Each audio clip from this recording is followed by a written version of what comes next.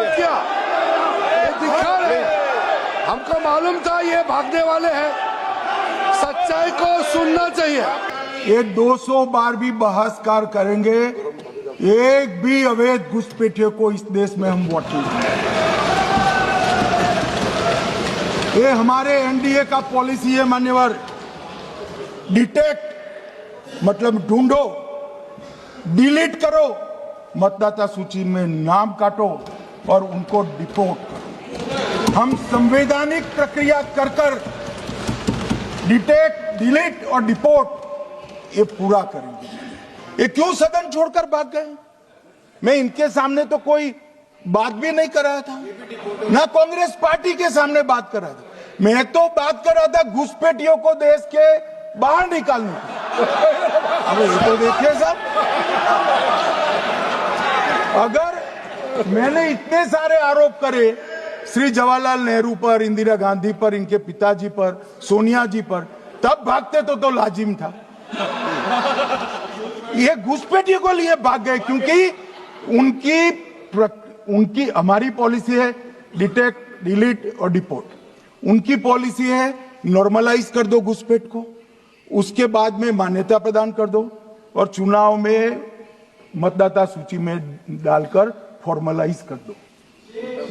मगर साहब ये लंबे समय तक नहीं चलना। मैं मेरे मन से मानता हूं, मेरे पार्टी के सिद्धांत तो है ही, मगर मैं मानता हूं कि जनसांख्यिकी में इतना बड़ा परिवर्तन देश के लिए बहुत बड़ा खतरा है। यह देश एक बार जनसांख्यिकी के आधार पर बढ़ चुका है और हम नहीं चाहते कि आने वाली पीढ़ी ये देश के भी बंटवारे दिखे। इसलिए ये बहुत जरूरी है कि इस देश से घुसपैठ को रोकना पड़ेगा। मान्यवर, वोट चोरी का कोहराम बचा है। मैं वोट चोरी किसको कहते हैं वो बताना चाहता हूं। वोट चोरी के 3 आयाम हैं।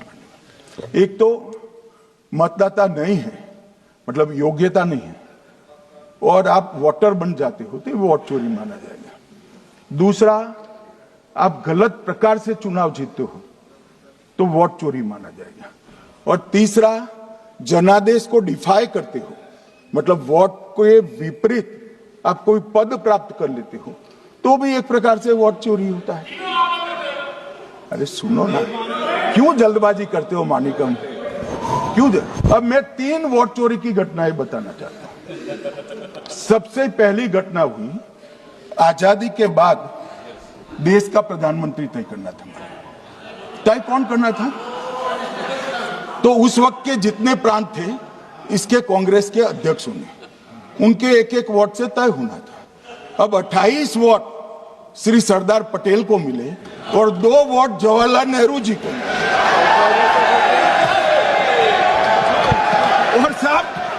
और साहब प्रधानमंत्री जवाहरलाल जी बने।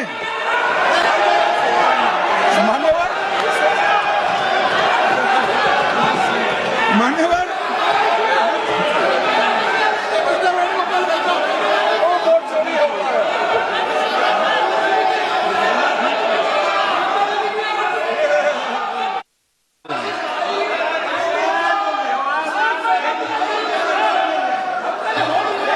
प्लीज, माननीय गृह मंत्री जी, माननीय गृह मंत्री जी, प्लीज।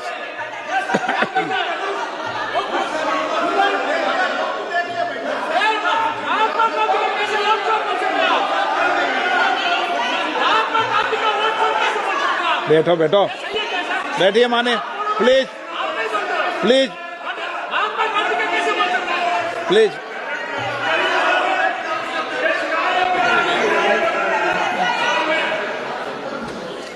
मान्यवर दूसरी, प्लीज बैठिए बैठिए माननीय सदस्य, प्लीज, हर बार नहीं उठते, बैठिए।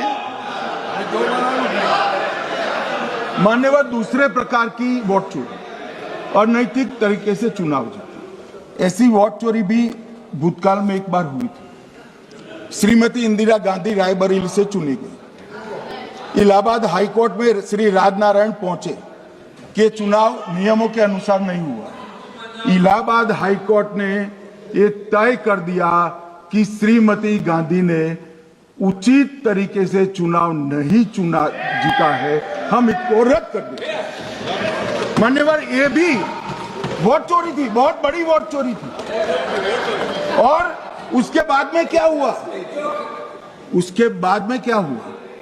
उसके बाद में वो वोट चोरी को ढकने के लिए संसद में कानून लाया कि प्रधानमंत्री के खिलाफ कोई केस ही नहीं हो सकता। मैं विपक्ष के नेता को कहना चाहता हूं, इम्यूनिटी की बात आप चुनाव आयोग की पूछ रहे हैं, इसका तो मैं जवाब दूंगा, इम्यूनिटी का।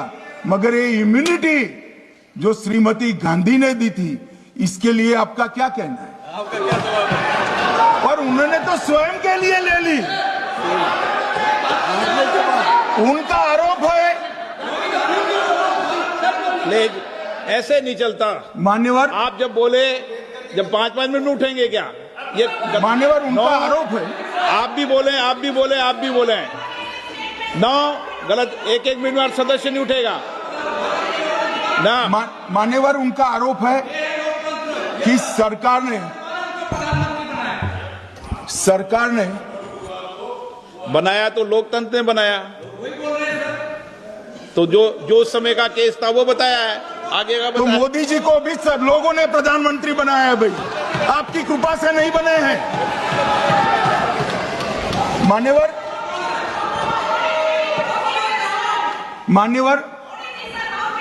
नो प्लीज, से मानित तरीका ठीक नहीं है आपका, 2-2 मिनट में उठना।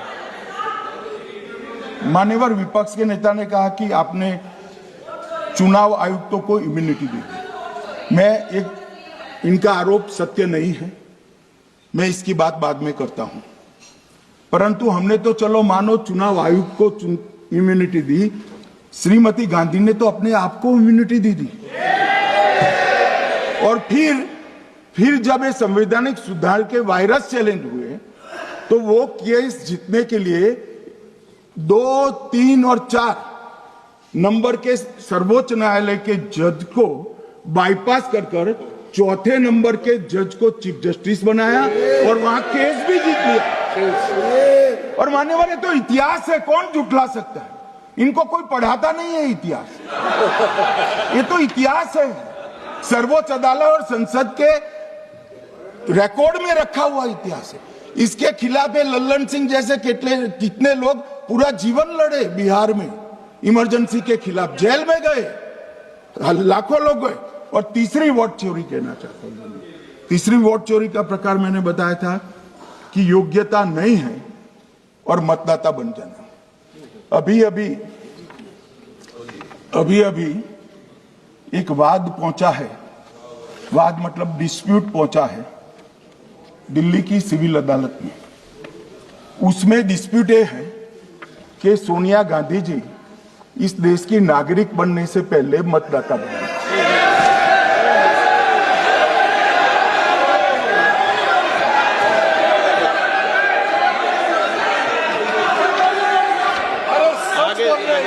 आगे सुनो, बोल क्या रहे, पूरी बात तो सुनो।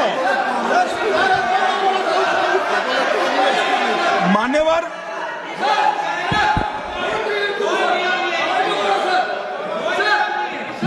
मैंने इतना ही कहा है कि अदालत में केस चल रहा है जो फैक्चुअल है। अब जवाब तो उनको अदालत में देना है, सोनिया जी ने, यहां क्यों दे रहे हैं? अदालत में जवाब